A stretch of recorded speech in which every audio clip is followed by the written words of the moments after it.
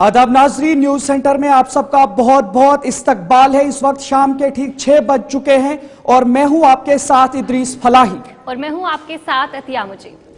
जी, तो आज की सबसे बड़ी 5 खबरें आपको सबसे पहले बताएंगे, उसके बाद 10 बड़ी सुर्खियों से भी आपको आगाह करेंगे और साथ ही उसके बाद जो 5 बड़ी खबरें हैं उनकी तफसील भी आपको बताएंगे। आज जो बड़ी खबरें रहने वाली उस हवाले से आपको बताएंगे। जब सबसे पहले बड़ी खबर कौन सी रहने वाली है, श्रीनगर में एक बड़ी कार्रवाई जो है वो की गई है। क्या कुछ कार्रवाई इस हवाले से भी आपको बताएंगे। एंटी करप्शन ब्यूरो की तरफ से कार्रवाई की गई है, जहां पर मीरवाइज उमर फारूक की तरफ से आज जो है खुतबा दिया गया, उस हवाले से भी आपको बताएंगे क्या कुछ खास रहा इस हवाले से। तो ये दूसरी खबर हमारी रहने वाली है। और अगली खबर, जहां पर ताजरों ने फारूक अब्दुल्ला के घर के बाहर आज एहतजाज किया, इस हवाले से भी आपको जानकारी फराहम करेंगे कि आखिर क्या कुछ चीजें रही है इस बीच। तो हमारी तीसरी खबर रहने वाली है। और उसके अलावा अगली खबर, जहां पर मुनफी दर्जा हरारत की वजह से तराल में जो आबी चश्मा है वो सूख चुका है, खुश्क हो चुका है, इस हवाले से भी आपको जानकारी फराहम करेंगे कि आखिर क्या कुछ हाल है वहां की। और वहां पर आगे बढ़ेंगे, जहां पर दिल्ली से श्रीनगर बराह रास्त जो राब्ता है वो मुनक़ते हो चुका है, इस हवाले से भी आपको जानकारी देंगे कि आखिर क्या कुछ पूरा सूरत हाल है। और जहां पर जम्मू कश्मीर के इंटरनेशनल एथलीट्स की तरफ से एहतजाज किया जाएगा और एहतजाज कब होगा, इस हवाले से भी आपको आगे चलकर जो जानकारी है वो फराहम करेंगे। तो आज की जो बड़ी 5 खबरें आपके सामने अतिया ने रखी हैं, इसके अलावा हम आपको बताएंगे आज की 10 बड़ी सुर्खियां क्या कुछ रहने वाली है। आज की 10 बड़ी सुर्खियां चलिए शुरू करते हैं और आपको बताते हैं। सबसे पहले एंटी करप्शन ब्यूरो के जरिए श्रीनगर में 6 मकामात पर छापेमारी की गई है और ये छापेमारी की गई है श्रीनगर स्मार्ट सिटी के मामले में। भटिंडा में जम्मू म्युनिसिपल कॉर्पोरेशन ने चलाई मुहिम, लोगों ने डॉक्टर फारूक अब्दुल्ला के रिहाइशगाह के बाहर किया एहतजाज। बैटरी चश्मा रामबन में ट्रक हादसा का शिकार। ग्लेशियर पिघलने के बावजूद जहलम निचली तरीन सतह पर पानी की किल्लत से मसाइल बढ़ने का खदशा। श्रीनगर करगिल शाहरा पर 11 से 13 जनवरी तक ट्रैफिक आमदोरफ्त मुअत्तल रहेगी। दिल्ली के 23 स्कूलों को बम उड़ाने की धमकी देने वाला 12वीं जमात का तालिब इल्म निकला, इम्तिहान से बचना चाहता था उसका मकसद। हिरासत से भागने के दौरान नौजवान की मौत, मामला पर 9 ATS अफसरान मुअत्तल। छत्तीसगढ़ में जेर तामीर आयरन पाइप फैक्ट्री में चिमनी गिरने का हादसा, 8 हलाक।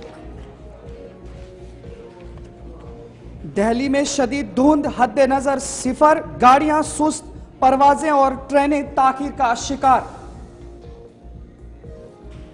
लॉस एंजलिस के जंगलात में तबाहकुन आग, 7 अफराद हलाक और अरबों डॉलर का हुआ नुकसान।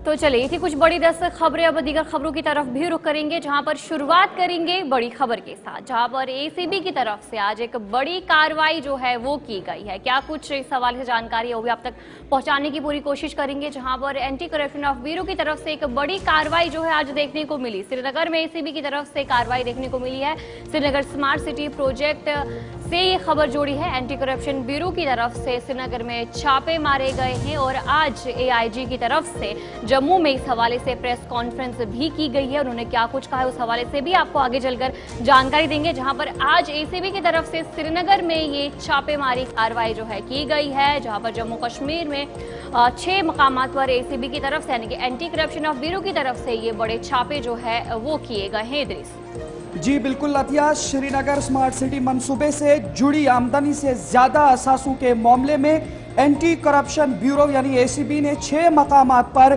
छापेमारी की है। इस हवाले से जम्मू के ACB हेडक्वार्टर में एक प्रेस कॉन्फ्रेंस का इनेकाद किया गया, जिसमें AIG हेडक्वार्टर अब्दुल वहीद ने तफसीलात फराहम की हैं।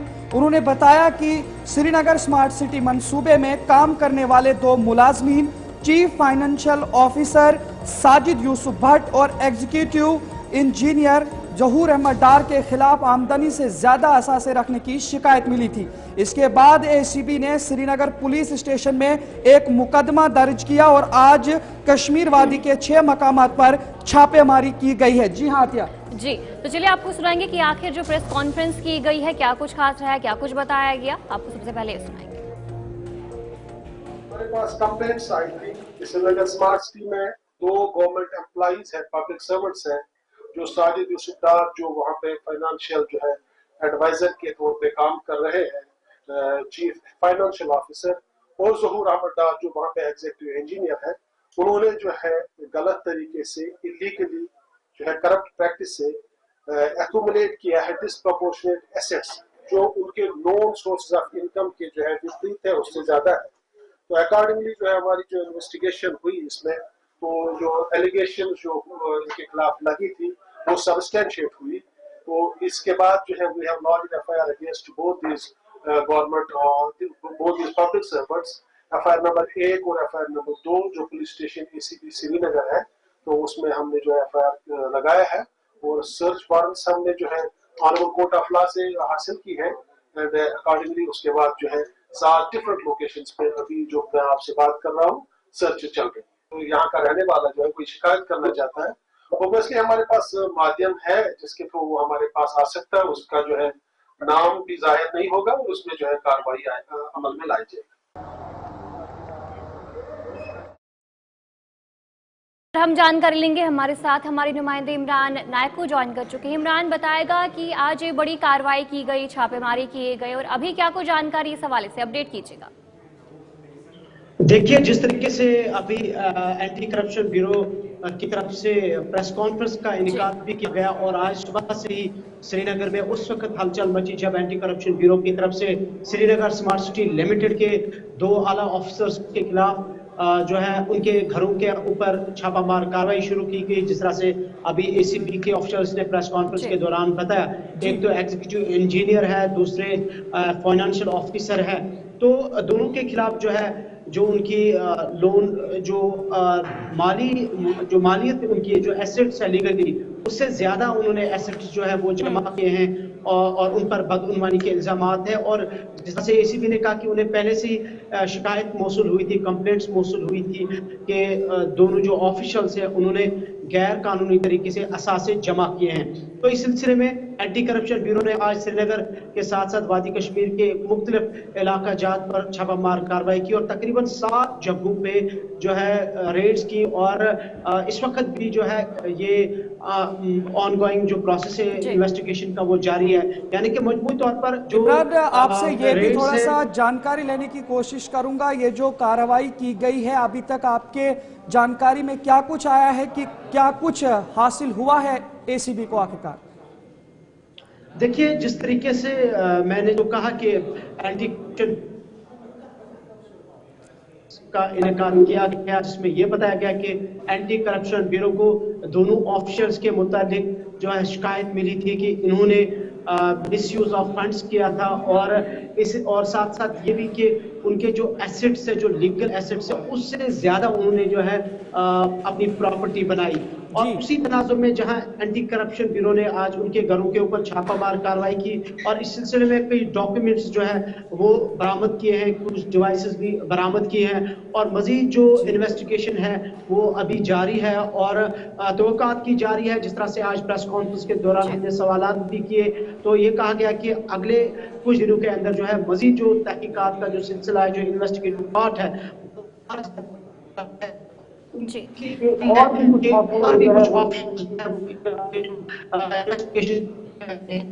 चलिए बहुत बहुत शुक्रिया इमरान जानकारी देने के लिए। हमारे नुमाइंदे इमरान नायक को आपको अपडेट कर रहे थे कि जिस तरीके से एसीबी की तरफ से बड़ी कार्रवाई की गई है और अभी भी इन्वेस्टिगेशन जारी है इधर।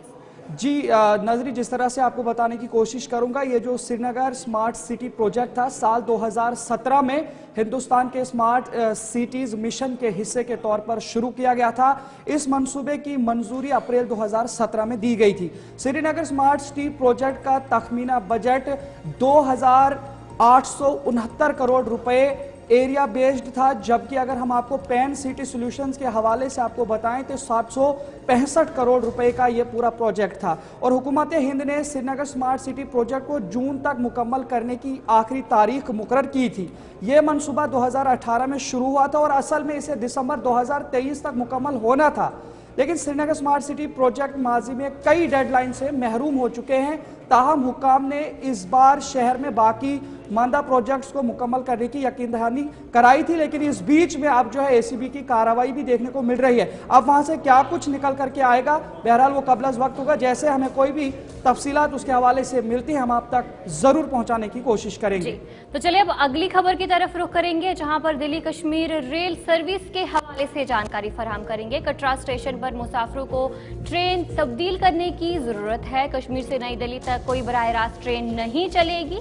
रेलवे हुक्काम ने सिक्योरिटी खदशात का हवाला दिया है। आपको ये बड़ी खबर बता रहे हैं, जहां पर दिल्ली से लेकर कश्मीर की बात करेंगे तो वहां पर जिस तरीके से जो ट्रेन है अब वो बराह रास्त ट्रेन नहीं जाएगी। उससे भी जो मुसाफिर होंगे उन्हें कटरा में रुकना पड़ेगा और वहां से उन्हें अगली ट्रेन जो है तब्दील करनी पड़ेगी। और जहां पर रेलवे हुक्काम ने इस हवाले से जानकारी दी, उन्होंने कहा कि ये सारी चीजें इसलिए की गई हैं, सिक्योरिटी के मद्देनजर रखते हुए इन सभी चीजों को रखा गया है। दृश्य जी हाँ, बिल्कुल अतिया, जिस तरह से अगर देखा जाए तो रेल हुकाम की जानिब से जिस तरह कश्मीर से नई दिल्ली तक कोई भी बराह रास्त ट्रेन अब नहीं आएगी। कटरा रेलवे स्टेशन बोर्डिंग और डी बोर्डिंग के लिए पॉइंट के तौर पर काम करेगा।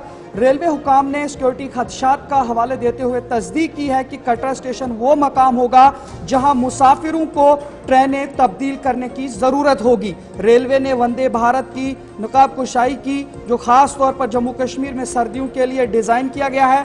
कटरा श्रीनगर रूट के लिए कश्मीर से नई दिल्ली तक कोई सीधी ट्रेन नहीं। कटरा रेलवे स्टेशन बोर्डिंग और डी बोर्डिंग के लिए पॉइंट के तौर पर काम करेगा। श्रीनगर जाने वाली या नई दिल्ली से वापस आने वाली तमाम ट्रेनें ट्रांसशिपमेंट के लिए वैष्णो देवी रेलवे स्टेशन पर रुकेंगी।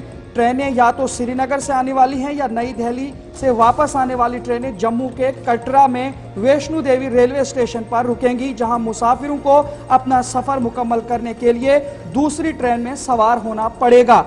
रिपोर्ट के मुताबिक प्लेटफॉर्म नंबर 1 कश्मीर जाने वाली ट्रेनों के लिए मुख्तस किया गया है। जब ट्रेन इस प्लेटफॉर्म पर आएगी तो तमाम मुसाफिरों को उतरकर स्टेशन से बाहर निकलना पड़ेगा। उसके बाद उन्हें अपने अगले सफर के लिए प्लेटफॉर्म नंबर 1 पर खड़ी ट्रेन में सवार होने से पहले डिपार्चर लॉन्ज में अपने सामान को दोबारा स्कैन कराना होगा।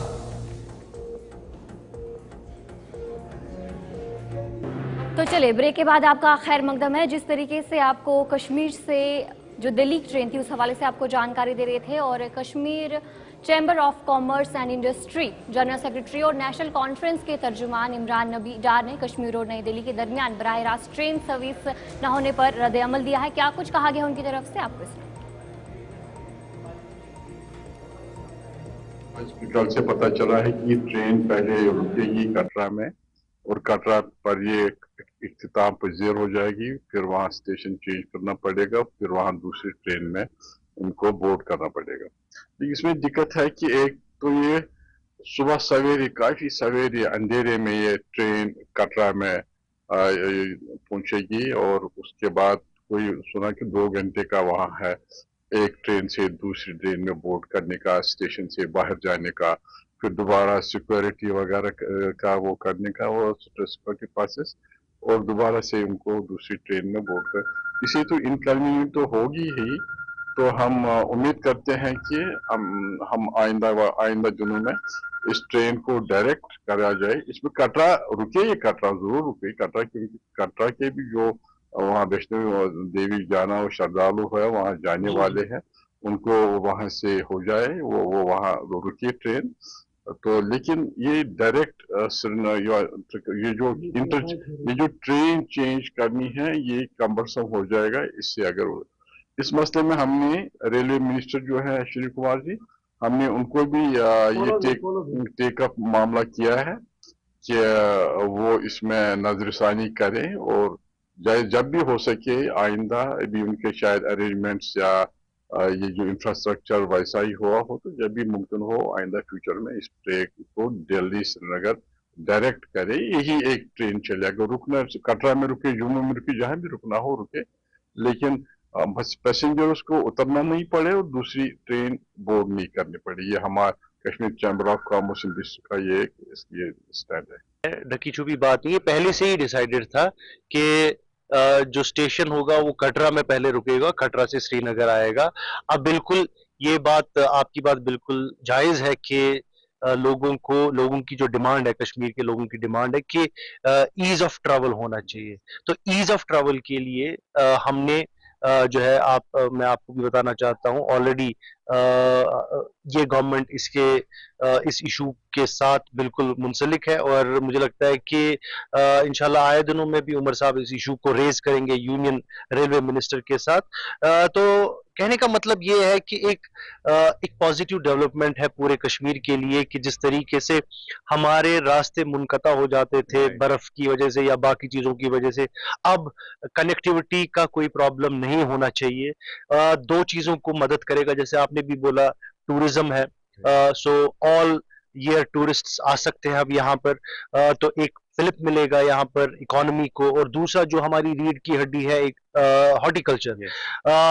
मुझे लगता है कि अब वो सिचुएशन नहीं आएगी जहां पर हमारे सेब सड़क पे जाके सड़ेंगे। तो बहुत अच्छी चीज है, हमारे लिए बहुत बड़ा मार्केट अब खुल गया है कि हिंदुस्तान कंट्री में बहुत बड़ा मार्केट है, जो पहले शायद इन बहुत सारी चीजों की वजह से अवेलेबल नहीं होता था हमारे लिए, बट अब ट्रेन की वजह से इंशाल्लाह एक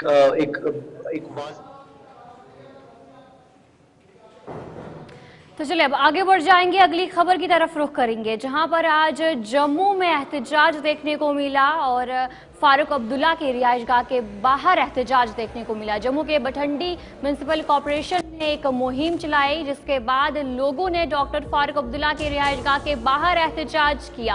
रेडिया जब्त करके रोजगार छीना जा रहा है, मुजाहिरीन की तरफ से जो इल्जाम है वो लगाया गया। तस्वीरें भी आपको दिखाने की कोशिश कर रहे हैं कि आज जम्मू के बठंडी में जो एहतजाज है वो देखने को मिला और फारूक अब्दुल्ला के रिहाइशगाह के बाहर लोग जमा हुए, नौजवान लोग जमा हुए और वहां पर उन्होंने बड़े पैमाने पर जो एहतजाज है वो किया। उनकी तरफ से साफ तौर पर कहा गया कि रेडिया जब्त करके जो रोजगार है वो छीना जा रहा है, जहां पर जम्मू म्युनिसिपल कॉर्पोरेशन की तरफ से कार्रवाई की गई, रेडिया जब्त की गई और उसके बाद ये जो पूरा एहतजाज है वो देखने को मिला।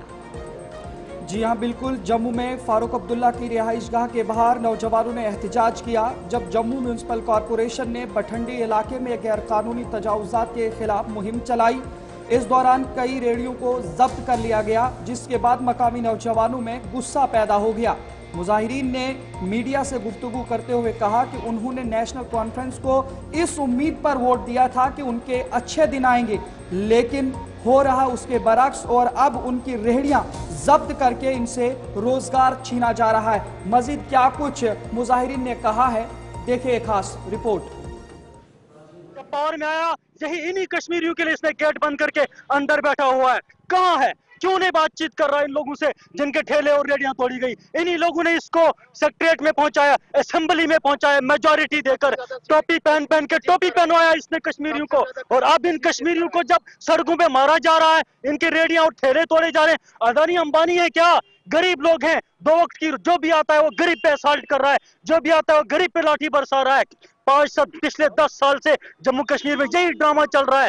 गरीब का क्या कसूर है? इसने अपने बच्चे के लिए रोटी कमानी है। पढ़े लिखे का क्या कसूर है? मैं भी पढ़ा लिखा हूँ, मैं समझ सकता हूँ। इन एजुकेटेड लोग, इनमें से आधे लोग पढ़े लिखे हैं जो यहाँ पे अपना रोजगार कमा रहे हैं दो वक्त की, और यहाँ आके भी इनकी लास्ट होप को मार दिया गया, इनको यहाँ से भी उठाया गया। ये एक ग्रेव इनजस्टिस है, ग्रेव इनजस्टिस है। आगे की रणनीति ये चाहिए। सबसे पहले तो अकबरी फरमान जो मरकजी सरकार ने यहाँ चमका रखा है, उनके खिलाफ सड़कों पे जम्मू कश्मीर के आवाम को आना चाहिए और पीसफुली बताना चाहिए उनको कि तुम्हारे मंदिर मस्जिद के चक्कर में हम वोट नहीं देते, हमें वोट डेवलपमेंट के लिए देना है और हमने वोट नो।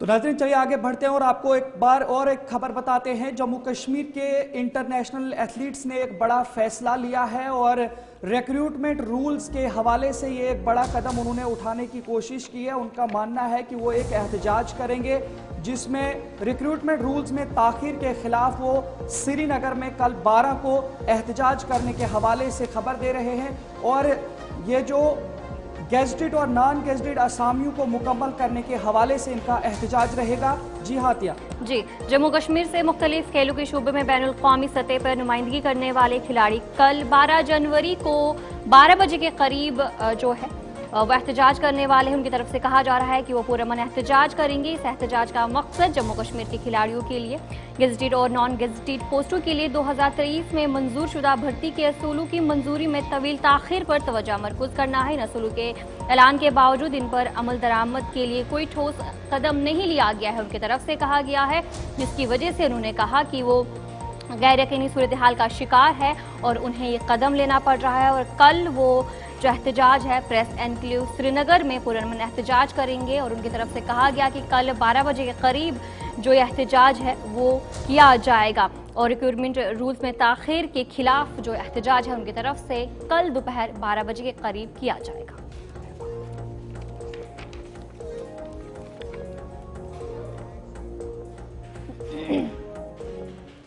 जी, तो इसके अलावा आपको एक और खबर बताएंगे कि जिस तरह से ये त्राल से एक बड़ी खबर आ रही है, जहां मनफी दर्जे हरारत की वजह से इस सर्दी के मौसम में तारीखी आरिबल का चश्मा सूख गया है। चश्मा वाटर सप्लाई स्कीमों के लिए पीने के पानी का एक अहम जरिया था। कई इलाकों के लिए वहां से पानी को तरसील किया जाता था और अब कई इलाकों में जो है पानी की दिक्कतों का सामना लोगों को करना पड़ रहा है। और इसी हवाले से आपको मजीद जानकारी आतिया देंगी। जी, जिस तरीके से जनूबी कश्मीर तराल में हालिया महीनों में मनफी दर्जे हरारत की वजह से तारीखी आरिपल का चश्मा 90% खुश्क हो चुका है, जो कई वाटर सप्लाई स्कीमों के लिए पीने के पानी का एक अहम जरिया था। इस चश्मे के खुश्क होने से कई इलाकों में पानी की कमी पैदा होगी। सूरत हाल के पेश नज़र महकमा जल शक्ति मुतासरा इलाकों में टैंकरों के जरिए पानी फराहम कर रहा है ताकि आवाम को कोई मुश्किलात का सामना न करना पड़े। और इस मौके पर assistant executive engineer Tral Gauhar Ahmad की तरफ से कहा गया कि वो मजीद मुतासरा इलाकों को पानी की फरहमी के लिए अरिपाल के चश्मे में मौजूद वाटर सप्लाई पाइपों की सतह को कम किया जाएगा ताकि बाकी इलाके में पानी की कमी ना हो। उन्होंने लोगों से दरख्वास्त की है कि पानी का इस्तेमाल एहतियात से करें ताकि इस मुश्किलात वक्त में जो है हल किया जाए और लोगों को मजीद मुश्किलात का सामना ना करना पड़े। मैं आपको ये बताऊंगा कि मतलब इन जनरल हम आज देख रहे हैं कि हमारे हालात क्या हैं। जो हमारा रिजर्व थे, वाटर रिजर्व थे, वो 95% तक डिप्लीट हो चुके हैं। बिकॉज ऑफ आप देखेंगे पहले ड्राई स्पेल था, ड्राई स्पेल के बाद हमारा विंटर, हार्श विंटर आ गया, माइनस टेम्परेचर हो गया। इसकी वजह से हमारी वाटर बॉडीज फ्रीज हो गई। एज ए रिजल्ट मैं आपको बोल रहा हूँ कि जो हमारा सबसे बड़ा रिजर्व था वो आरिपल नाला है, आप सबको पता है, वो 95% डिप्लीट हुआ है because of the present circumstances. तो अभी तक हम मिटिगेट कर रहे थे कि हम टैंकर यूज़ कर रहे थे। We are hiring without any allotment, अपने आउट ऑफ टर्न हायर किए, क्योंकि हमारे पास एक छोटा टैंकर है। हमने एडिशनल एक ट्रैक्टर माउंटेड टैंकर हायर किया है और हम मिटिगेट कर रहे हैं लोगों को। तो मतलब जहाँ तक हम पहुँच सकते हैं हम वो काम कर रहे हैं और लोगों की मतलब जो भी ये प्रॉब्लम है वो सॉल्व कर रहे हैं। अब ये मेन हमारा कल विजिट हुआ आरिपल, जहाँ हमने तहसीलदार आरिपल साहब के साथ भी डिस्कस किया और वहाँ पर लोकल गवर्निंग बॉडी थी और फिशरीज भी प्रेजेंट थे। तो इन दैट इवेंट हमने क्या किया कि we have decided to lower down the pipe, जो आरिपल का सप्लाई जो कर रही है वो पाइप, क्योंकि अभी जो है सर्कमस्टांसेस ये है कि पानी पाइप के बहुत नीचे आ रहा है और पाइप सफाइज नहीं कर रही है, वो ड्रा डाउन नहीं कर रही है पानी को। तो हमने कोशिश की कि हम एक आउट ऑफ टर्न उस पाइप को ड्रा नीचे करें लेवल से, ताकि थोड़ा सा सप्लाई तो रेस्टोर हो सके। और अल्लाह ताला की मेहरबानी की वजह से आज हमने 6 बजे के इस खबरनामे में न्यूज़ सेंटर से फिलहाल इतना ही। मुझे और आतिया को इजाज़त दीजिए। आप देखते रहे यूं ही गुलिस्तान न्यूज़। अल्लाह हाफिज़।